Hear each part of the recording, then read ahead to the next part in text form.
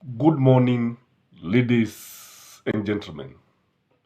Welcome to Rashis Kaman TV, the tallest man in Black Africa. William Samoei Ruto yesterday clearly stated that she is not going to give in to Azimio's demands. He also stated categorically that only Parliament will be involved in what he called the bipartisan approach to the national dialogue. This is contrary to Azimio's approach. Though yesterday we saw Azimio coming up with the lead negotiators, whom, in my view, some of them should not be there. Yes, some of them are very good, like Ladema Olekina. Others are saying that Otiendo Omolo is also good. And the others, but there are some whom I would reserve my comments.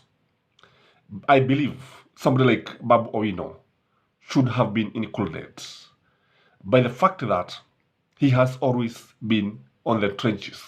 He has always been with Raila Amolo Odinga.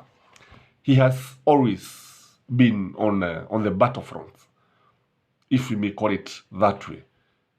But in this video, I want to show you that finally Raila Amolo Odinga will withdraw. And the earlier he do this, the better. The first thing why I believe that William Samoei Ruto is not serious. Indeed, what he is trying to do is to manage the crisis by just changing his tune, by just offering an olive branch to ODM and saying that he's ready for dialogue. He was just managing a crisis. And now what he's doing, he is managing the expectations of the Azimio supporters, because there are so many. Yesterday, when he rejected the approach of that of Kofi Annan, kile ambacho tuliona ni kwamba this is like telling Raila Amolo Odinga that there's no way we are going to negotiate with you. There is no way that we are going to agree with you. And if he is saying this even before the dialogue committee kicks off, then you can agree with me that it is just a matter of time before the dialogue approach that is you calling the bipartisan collapses. Again, the Kikuyu hardliners cannot make this thing succeed. When you listen to the Deputy President, Rigathi Gachagua, he is very keen to ensure that nothing happens. No agreement, no ceasefire. Indeed, he seems to be very happy when the people are on the streets. Remember, he told them that they can go back to the street. He told Azimio that the roads are still there and the sufurias are still there, so they can go back to the street. When again you listen to Kimani Ichung'wah, when you listen to some of these people, the Kikuyu hardliners, kile ambacho tunaweza tukasema ni kwamba hani watu ambao hawawezi kuruhusu kuachilia the power because they are consumed by power. They feel that any agreement between Raila Amolo Odinga and William Samoei Ruto will deny them power. Any agreement will make them irrelevant. That is why they are ready to use any means to ensure the talks collapses. So that is why I'm saying the area that Azimio goes back to the street, the better. Indeed, they're just wasting time, if you ask me. They're just wasting their precious time, and they're giving their opponent time to regroup, time to organize, time to manage them, and time to disorganize them. this is what I believe will happen in the fullness of time. Because Rigathi Gachagua is putting it very clearly in black and white that he's not even going to allow this. Yes, he's not going to allow this. Again, when you look at the politicians, politics is just about interest. All said and done. It's just about interest. Nothing. And interests are permanent. It is the only permanent thing. And when you look at the dialogue, if it was to take place, it is not going to benefit William Samoei Ruto. It is not going to benefit Kenya Kwanza. If the dialogue was to succeed, it is Azimio that is going to benefit. For instance, if the cost of living comes down, it is Azimio that is going to take credit. If the servers are opened, it is Azimio that is going to take credit. If IBC is reconstituted in a way that is agreeable, in a way that is within the law, it is Azimio that is going to take credit. So this dialogue does not favor William Samoei Ruto in any way. It doesn't favor Kenya Kwanza in any way. It doesn't favor anybody except the Azimio. And that is why it will collapse. That is why it is just a matter of time before it collapses. That is why I believe that William Samoei Ruto is just buying time to disorganize the Azimio.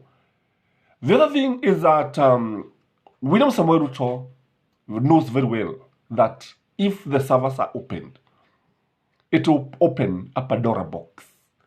Remember, I've said that these servers still hosted the 2013-2017 elections, which were contested, which until now, if they are audited, people may be surprised to realize that the president who ruled the country is not the one who won the elections. So there's no way that William Samoei Ruto is going to open the servers. And that is why I'm saying that no way that, expecting Azimio to open the servers is like expecting Judas, sorry for that, it look like Havoc fever, to expect William Samoei Ruto to open the servers is like expecting Judas to be crucified on the cross instead of Jesus. That is the expectation that Azimio is having by expecting William Samoei Ruto to open the servers. Do you think there is any way that Judas could have been crucified? Aseme sasa Yesu toka pale mimi nisulubiwe. There's no way. There is no way. And the issue of servers, I don't see it happening. Again, when you look at the bipartisan approach, definitely it has failed. And that is why Azimio should go to what I would call street partisan approach. Because Azimio is very good in street partisan approach. And one thing that I know about William Samoei Ruto is a very skillful negotiator. Mdomo, na ukiuliza Uhuru Muigai Kenyatta atakwambia ni kweli, mdomo alipewa. The gift of the gab ako nayo. Na si mtu ni mtu ambaye anaweza kushawishi haraka sana. Ni mtu ambaye anaweza kusema jambo lolote na ukaona kama ni kweli. And I believe he was not genuine when he climbed down. So it looked like Azimio waliegukia mtego wa William Samoei Ruto by also climbing down. And Raila, when it comes to negotiation, unless we have people like Mother Karua, who can negotiate for him, usually Baba is known to giving in so much. Remember, he gave in so much in 2007. Remember, even 2017, he gave in so much to Uhuru Muigai Kenyatta during that handshake. So William Samoei Ruto knows this. Now, that as it may be, what are Raila Amolo Odinga's options? What should he do? The first thing, in my view, that Raila Amolo Odinga should do is to go back to the street. Raila Amolo Odinga is very good on the street. Kama kuna mahali ambapo nyota yake inaangaza, it is on the streets. It is on the street. That is why he is able to have organic people. People wanajitokeza kwa wingi sana, maelfu wanajitokeza kama sisimizi, kama siafu. And that is why William Samoei Ruto realized that he is losing it. And when he goes to the street, jambo moja ambalo lipo ni kwamba ukitazama vizuri utaona watu wengi wako tayari kumuunga mkono. Most of the Azimio supporters are in agreement that Baba should go back to the streets. I don't know what you think if you are in this video. What do you think? Do you think Raila should go back for mass action? Because in my view, that is the only option. There seems to be ni kama alikubali haraka sana. Jambo hilo ni nzuri kwa sababu if William Samoei Ruto was genuine, I believe that was a good move. But now the problem here, you are dealing with somebody who is not genuine, going by the past history. The past you always explain the present. So that is why I believe that the best option at the moment is to go back to the streets. Again, another reason why I believe that he should go back to the street, and what I believe that Raila Amolo Odinga should do, he should insist on two tribes dominance. Two tribes dominance is something that he should come up and tell Kenya Kwanza, and I believe this is likely to rally the people together. There is no way we can have just two tribes since independence. For 60 years, this country has been led by just two tribes. The Kikuyus, Kalenjins. 1963 to 1978, Mkikuyu. 15 good years. 1978 to 2002, Mkalenjin. Those are many years. More than 20 years. I think 24 years. 10 years, Kikuyu, Kibaki. Another 10 years, Kikuyu, Uhuru Muigai Kenyatta. And now, a Kalenjin is in office. And I don't think unless something happens, he's likely to go for 10 years.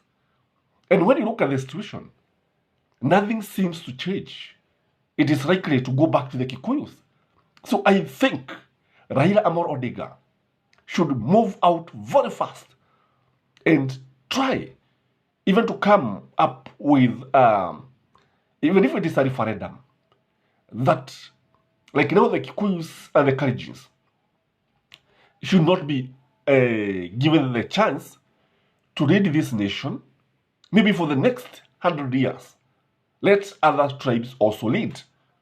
Because what you realize is that the fact that this country, and I'm saying this very, very genuine, not that I'm ignorant to some facts, but when you look at what we are having now, kile ambacho tunafanya, we are working against the national unity. And it's like triborism is being entrenched in this country. But now, if we have like now a Luo president, if we have a Luhia president, if we have not a Pokot, because Pokot falls in the Kalenjin. If we have somebody like a Masai president, a president like Babo, from the Unyanza would make a good president. A president like Ladema Olekina would make a good president. A president like Joho would make a good president. or even a woman president, but not necessarily a Kikuyu.